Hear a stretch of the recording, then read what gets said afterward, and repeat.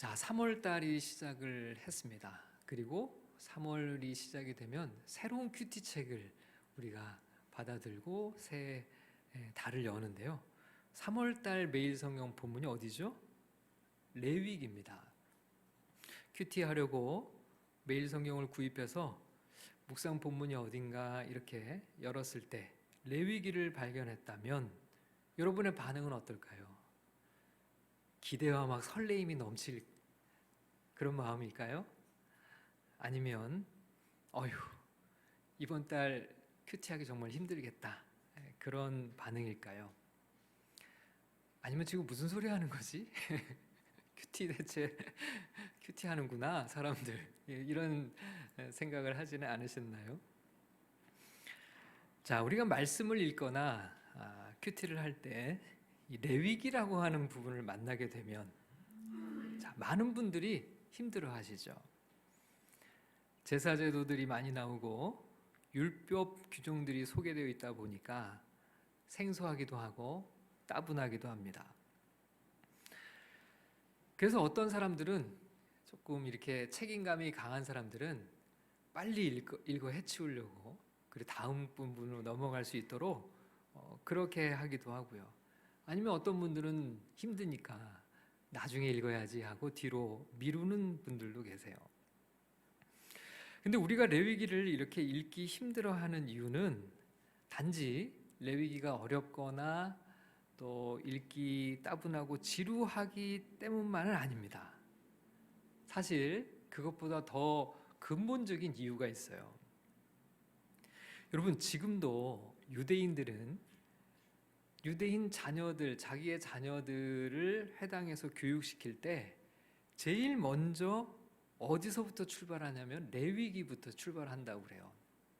레위기부터 읽게 하고 레위기부터 공부하게 한다는 겁니다. 우리하고는 좀 많이 다르죠? 이유가 뭘까요?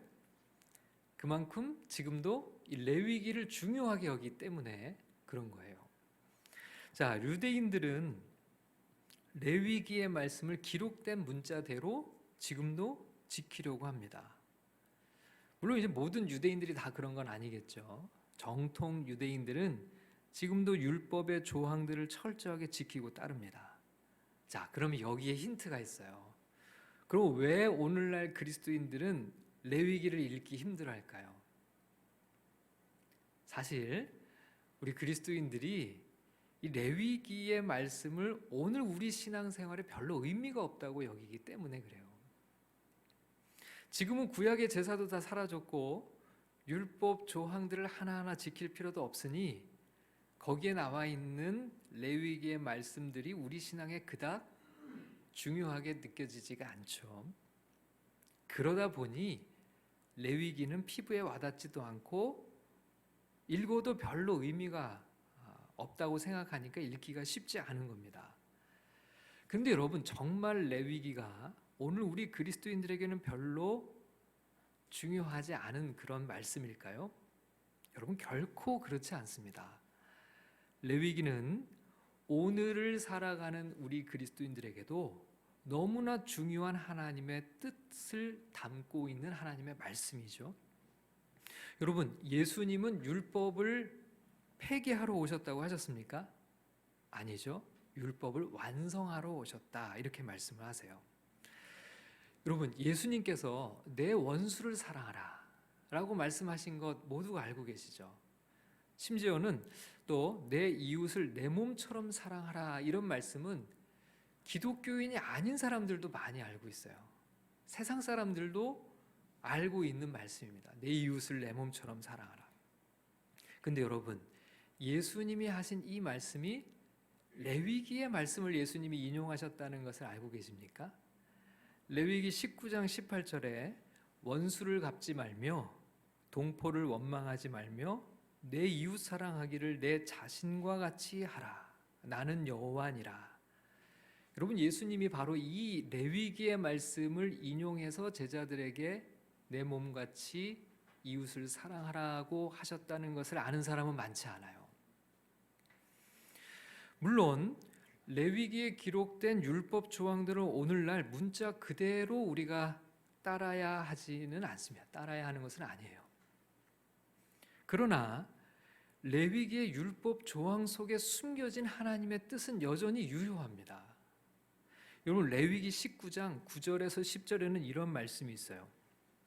너희가 너희의 땅에서 곡식을 거둘 때에 너는 밭 모퉁이까지 다 거두지 말고 내 떨어진 이삭도 줍지 말며 가난한 사람과 거류민을 위하여 버려두라. 나는 너희의 하나님 여호와이니라.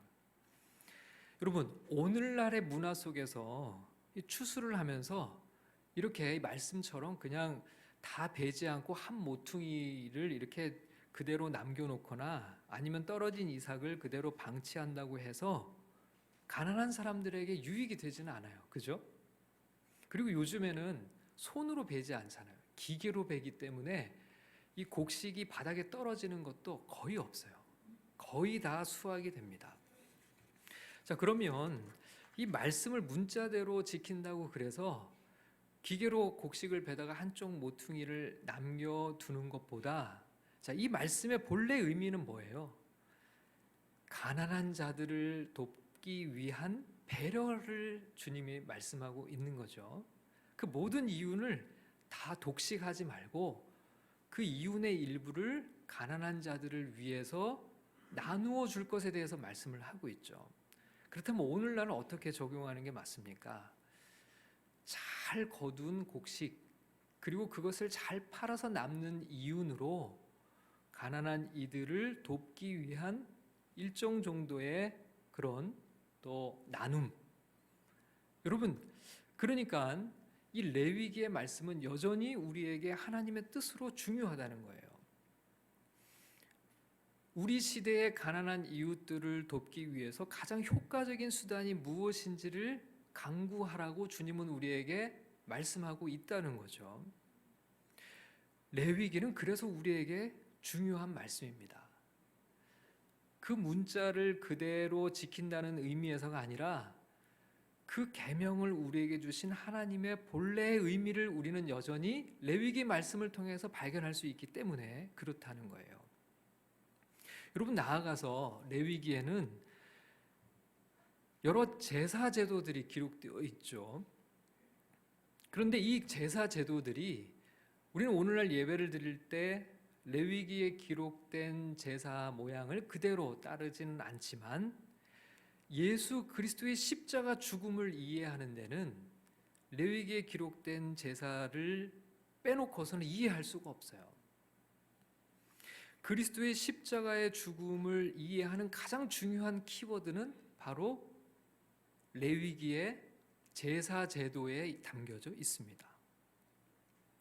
여러분, 이렇게 여러 가지 신약을 이해하는 중요한 키포인트들이 레위기에 숨겨져 있고 그런 의미들을 염두에 두고 읽는다면 레위기는 그저 어렵고 따분하고 우리의 신앙생활과 거리가 먼 이야기들로 가득한 책이 아니에요.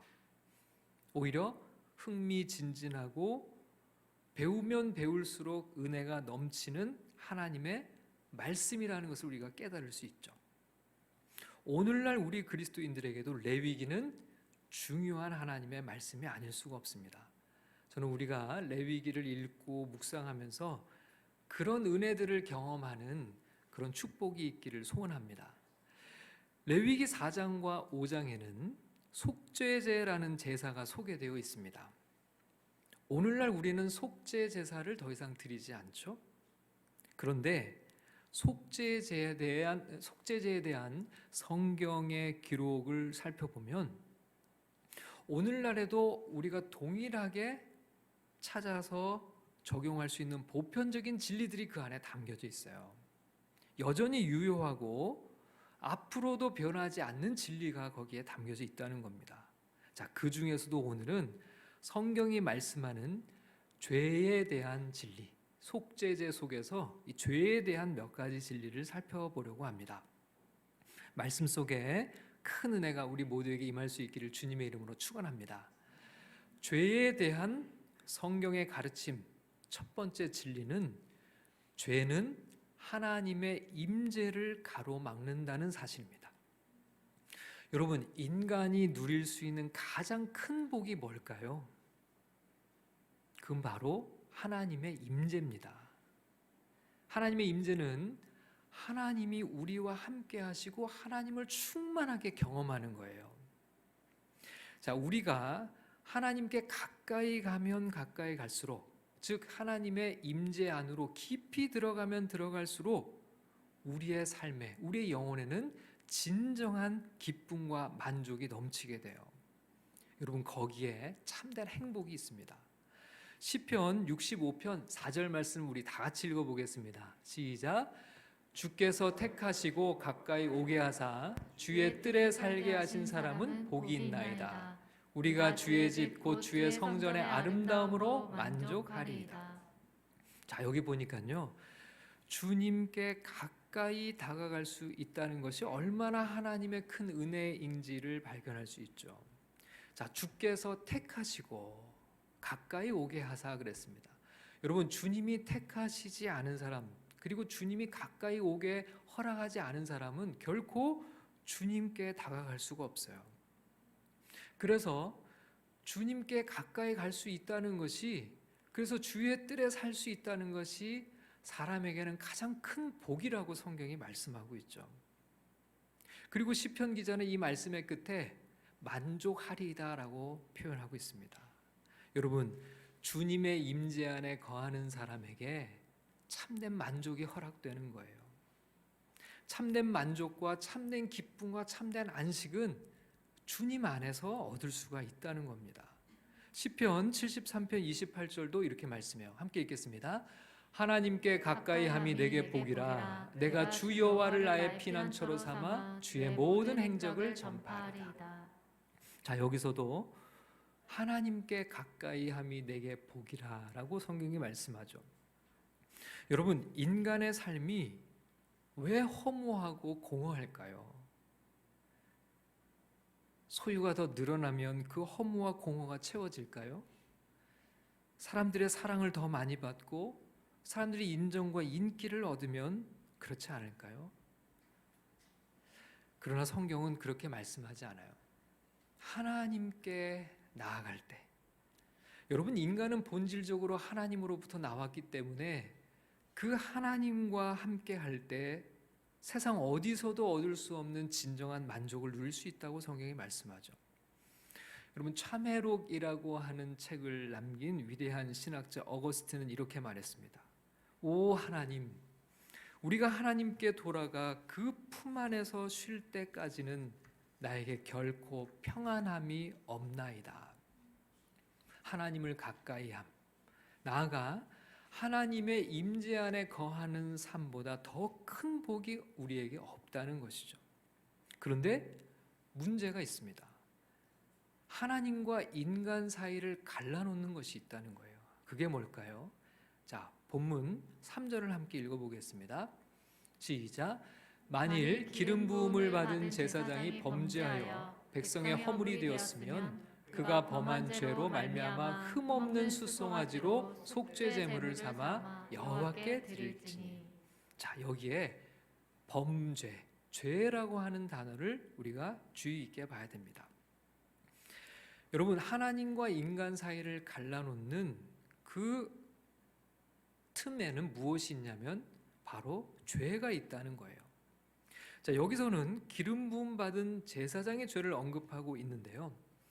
속죄죄는 의도치 않게 실수로, 때로는 계명을 잊어버려서 하나님의 계명을 어긴 죄를 하나님 앞에 씻음 받을 때 드리는 제사가 바로 속죄죄였습니다. 자, 이 속죄죄를 위해 하나님은 수송아지를 제물로 드리라고 그렇게 말씀을 하죠. 자, 그리고 4절 말씀을 읽겠습니다. 시작. 그 수송아지를 회막문 여호와 앞으로 끌어다가 그 수송아지의 머리에 안수하고 그것을 여호와 앞에서 잡을 것이요. 자, 수송아지를 회막문 여호와 앞으로 끌어다가 그 앞에서 잡으라, 이렇게 말씀하는데요. 자, 여기서 대단히 중요한 부분을 우리가 발견하게 돼요.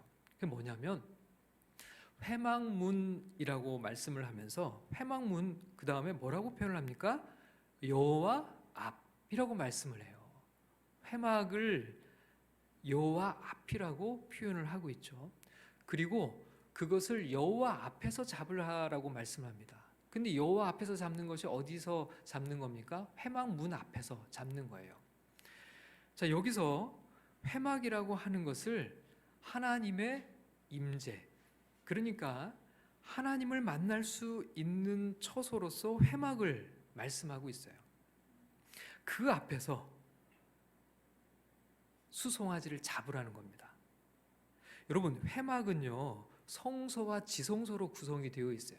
처음에 들어가면 성소가 있고 그 안에서 한 번 더 들어가면 지성소가 있습니다.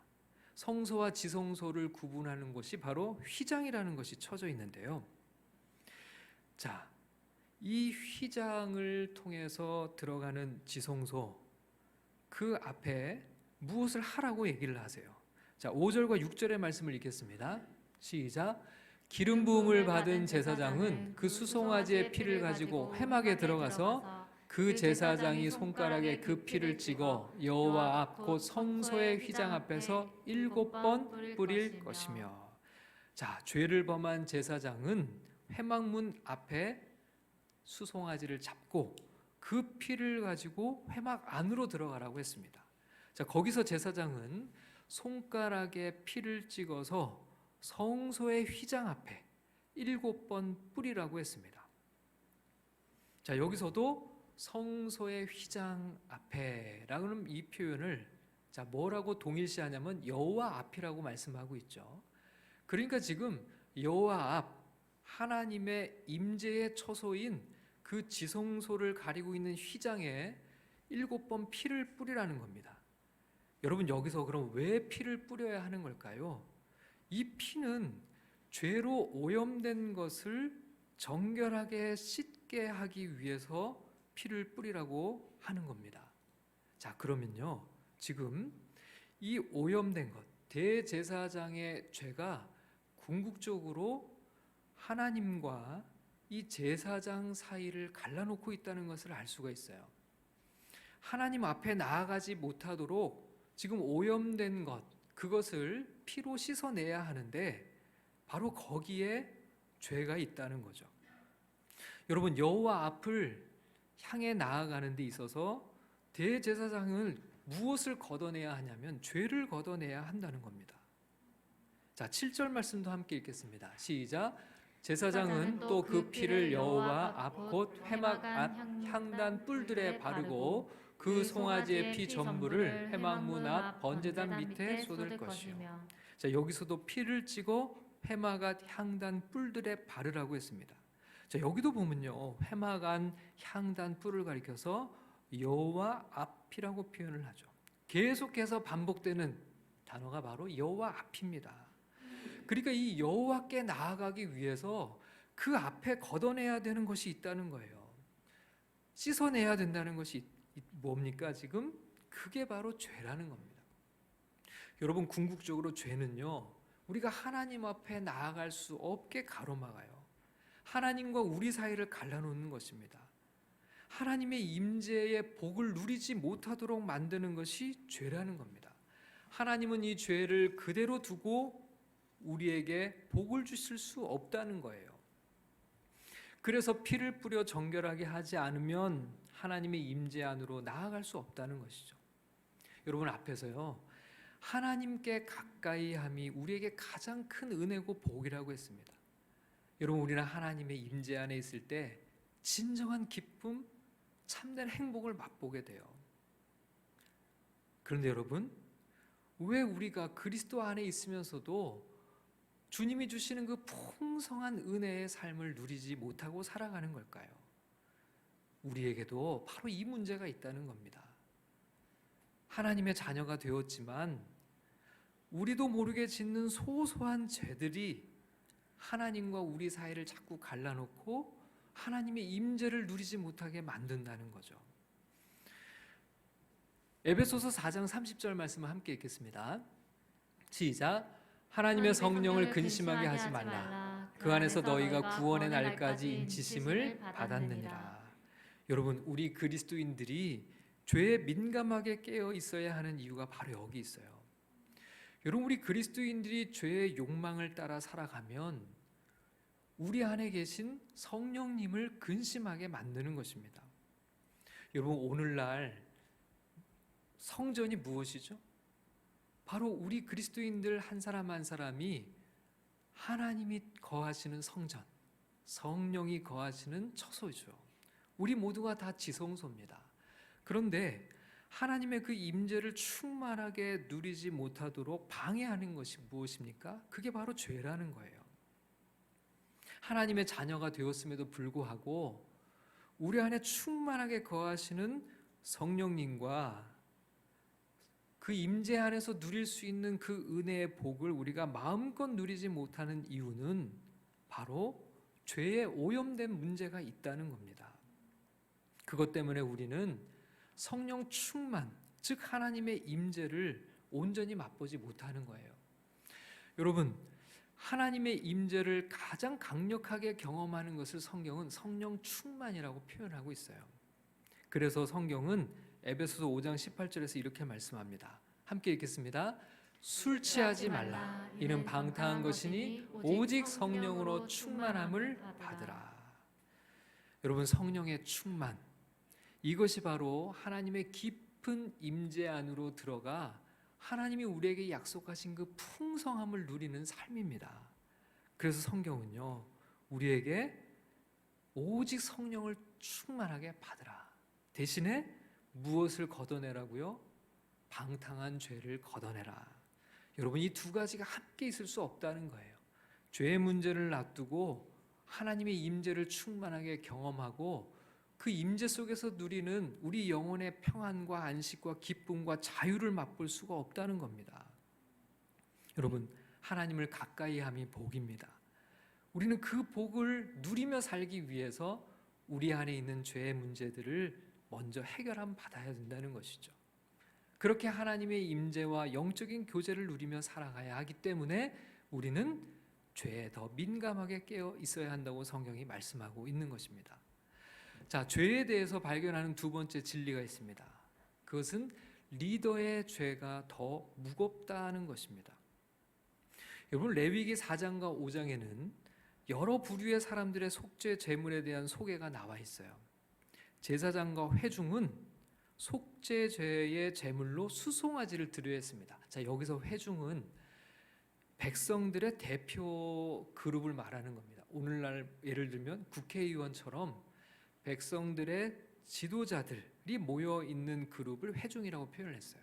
자, 그러니까 제사장과 회중은 수송아지를 하나님께 드려야 되는데 드릴 수 있는 제물 중에 제일 비싼 것을 그들에게 요구하세요.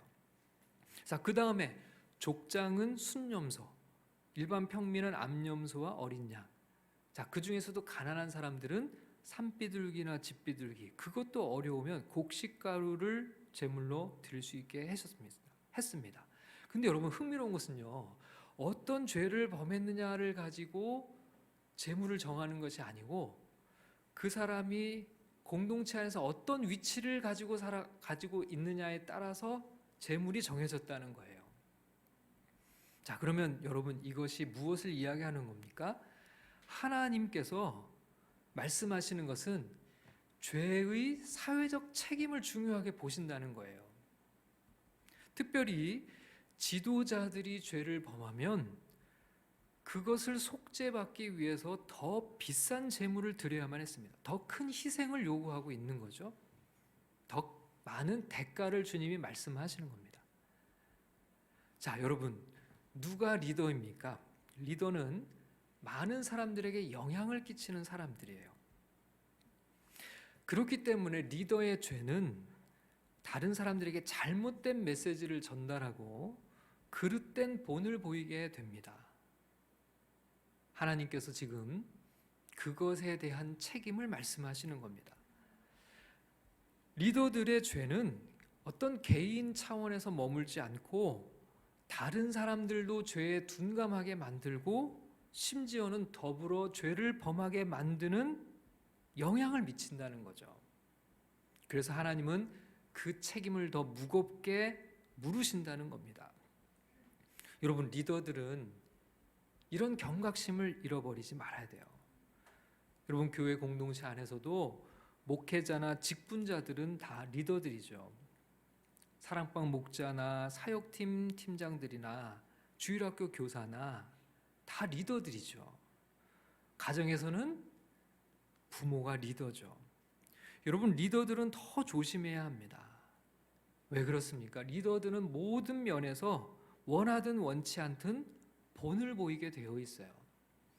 좋은 본을 보일 수도 있지만 좋지 않은 본을 보일 수도 있죠.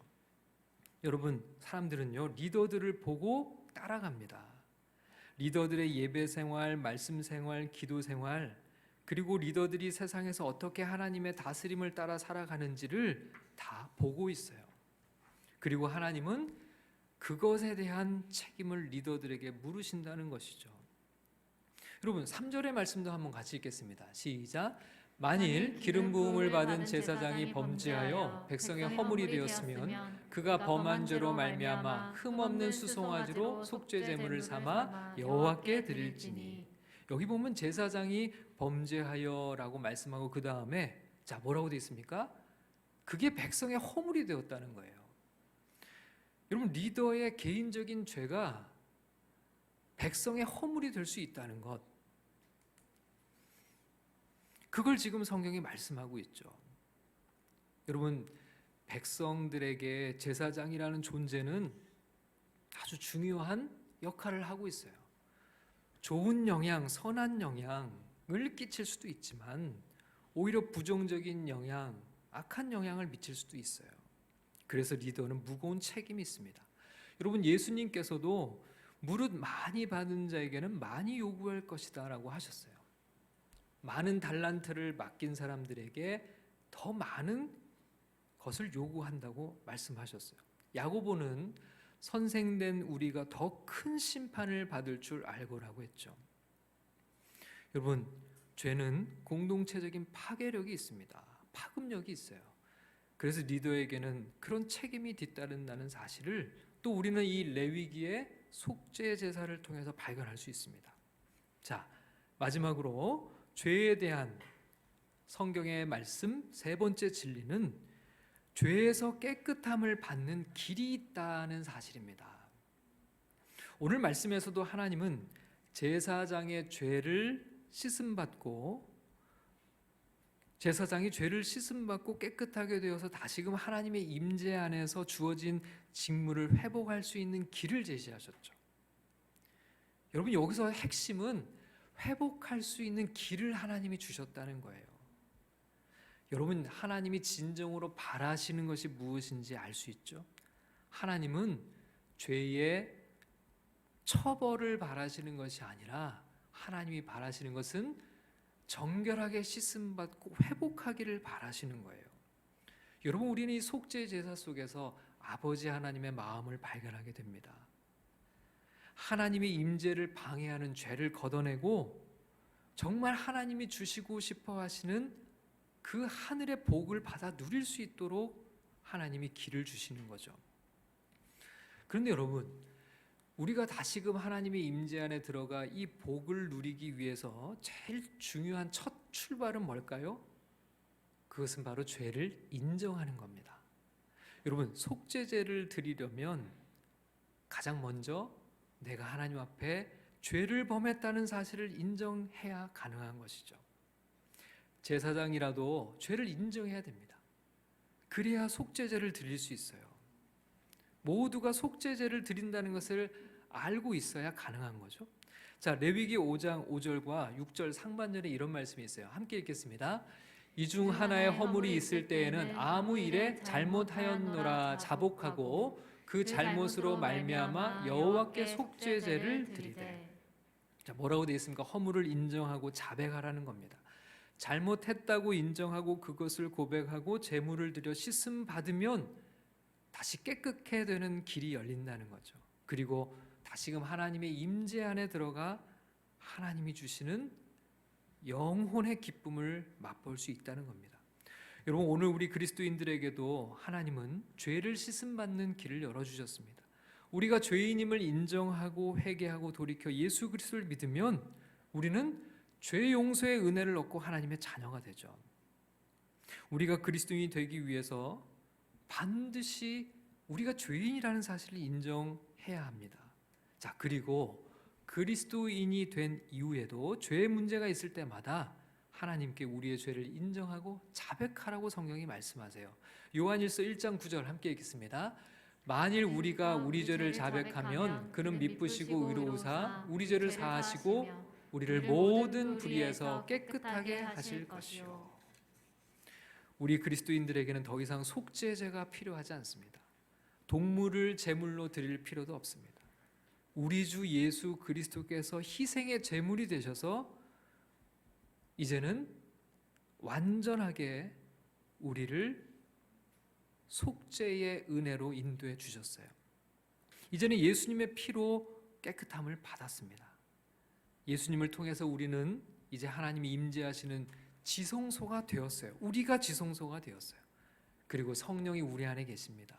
그러나 죄는 우리 안에 계신 성령 하나님과 우리의 관계를 소원하게 만들기도 해요.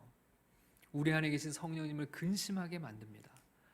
성령 충만으로 누릴 수 있는 하늘의 복, 예수님이 주신 생명뿐만 아니라 풍성한 삶을 누리지 못하게 만드는 것이 바로 죄라는 겁니다. 그러면요, 우리가 하나님의 임재를 회복하고 성령 충만함을 받기 위해서 우리가 해야 되는 것은 무엇이라고요? 우리의 죄를 인정하고 자백하는 것, 그리고 회개하는 것입니다. 여러분, 사도행전 2장 38절 말씀입니다. 함께 읽겠습니다. 베드로가 이르되 너희가 회개하여 각각 예수 그리스도의 이름으로 세례를 받고 죄 사함을 받으라. 그리하면 성령의 선물을 받으리니. 여러분, 회개하면 무엇을 주신다고요? 성령의 선물이라고 그랬는데 그것은 바로 성령 충만을 말하는 거죠. 하나님의 임재를 충만하게 맛보고 그 속에서 주님이 약속하신 풍성한 삶, 세상 어디에서도 맛볼 수 없는 평안과 샘솟는 기쁨과 그리고 참된 안식, 그 속에서 우리는 진정한 복을 누리며 살아갈 수 있다고 주님이 말씀하고 있습니다. 우리의 죄를 인정하고 회개하는 자에게 약속하시는 하나님의 은혜입니다. 이런 은혜가 우리 모두에게 임할 수 있기를 주님의 이름으로 축원합니다.